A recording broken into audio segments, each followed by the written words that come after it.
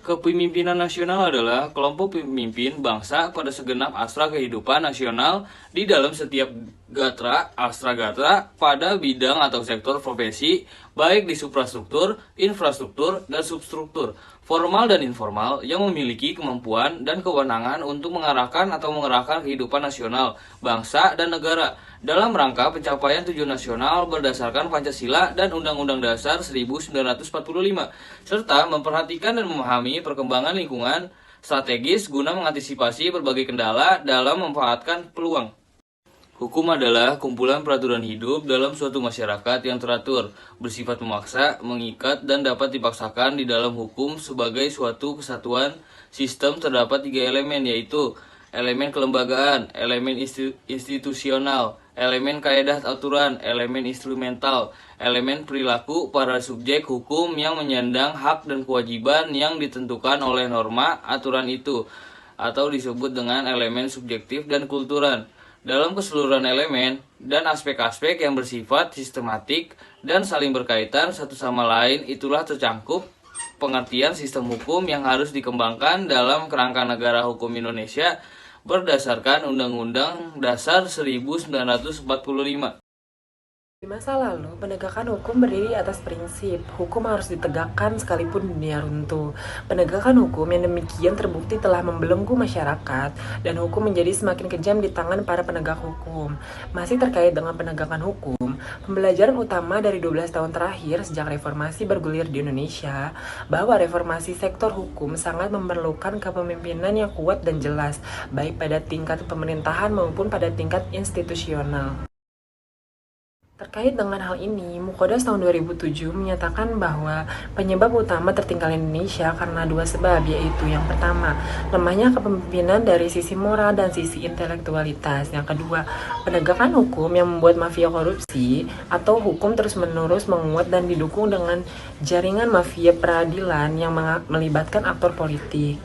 Selain tantangan internal yang dihadapi dalam penegakan hukum, perkembangan lingkungan global yang demikian pesat mengharuskan bangsa Indonesia perlu melakukan penyesuaian-penyesuaian di berbagai bidang kehidupan, salah satunya dalam kehidupan bidang hukum. Dihadapkan pada era yang penuh turbulensi, perubahan, dan globalisasi, maka kemampuan kepemimpinan nasional dalam menjawab isu-isu global sangatlah diperlukan dan menjadi sangat penting serta memiliki peran strategis. Oleh karena itu, peran kepemimpinan nasional agar mampu mengoptimalkan penegakan hukum setidak-tidaknya harus memenuhi standar-standar sebagai global leadership dan change leadership sebagai berikut. Yang pertama, memiliki konsep yang dilandasi oleh keyakinan bahwa di dalam lingkungan kehidupan sosial yang kompleks dan bersifat global, tidak ada model khusus yang cocok terhadap situasi yang sangat luas yang dihadapi seorang pemimpin apapun juga.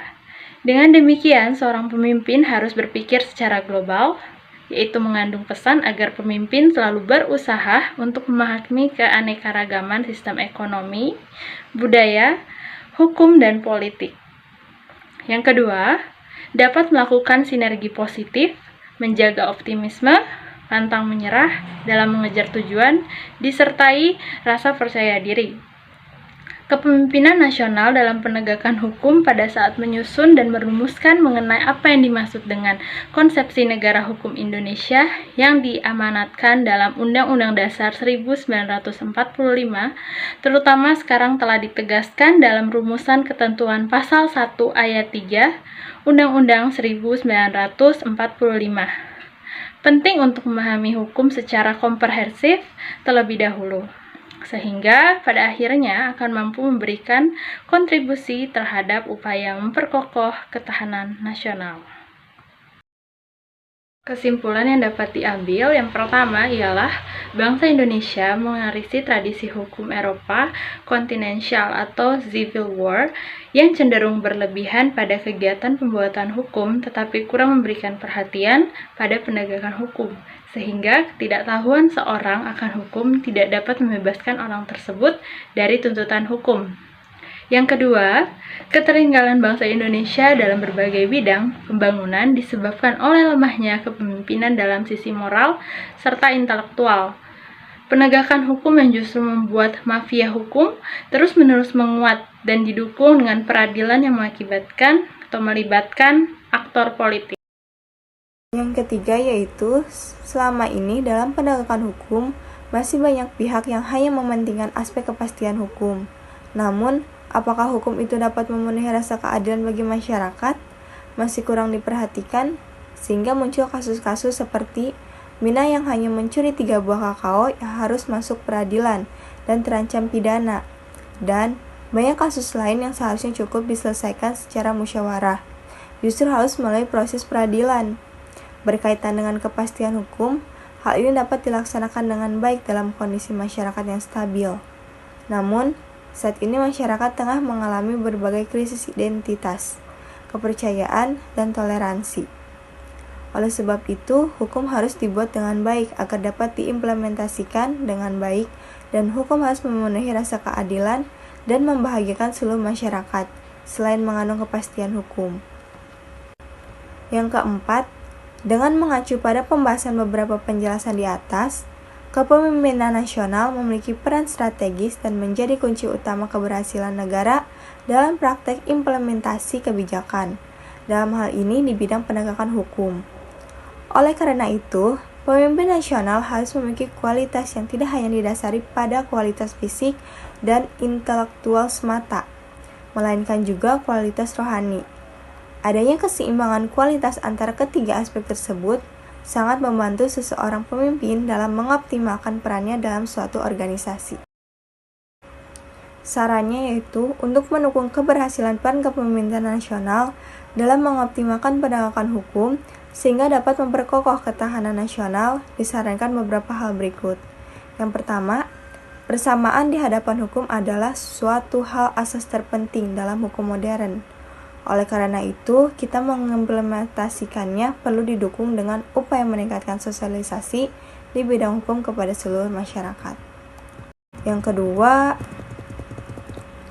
untuk mengoptimalkan penegakan hukum bangsa Indonesia, khususnya kepemimpinan nasional, perlu menyusun sub-blueprint atau suatu desain makro tentang negara hukum dan sistem hukum Indonesia yang hendak dibangun dan ditegakkan di masa depan. Hal ini perlu dilakukan untuk mengokoh kebutuhan masyarakat homogen seperti Indonesia, bahwa informasi hukum yang tersedia dalam masyarakat harus bersifat simetris. Yang ketiga, keinginan pemerintah yang kuantum untuk melakukan reformasi di berbagai aspek merupakan momentum untuk mengoptimalkan penegakan hukum. Hukum harus ditegakkan demi kesejahteraan masyarakat. Oleh karena itu, kepemimpinan nasional perlu mengambil langkah-langkah di luar kebiasaan atau extraordinary semata-mata demi menegakkan keadilan dan kesejahteraan masyarakat.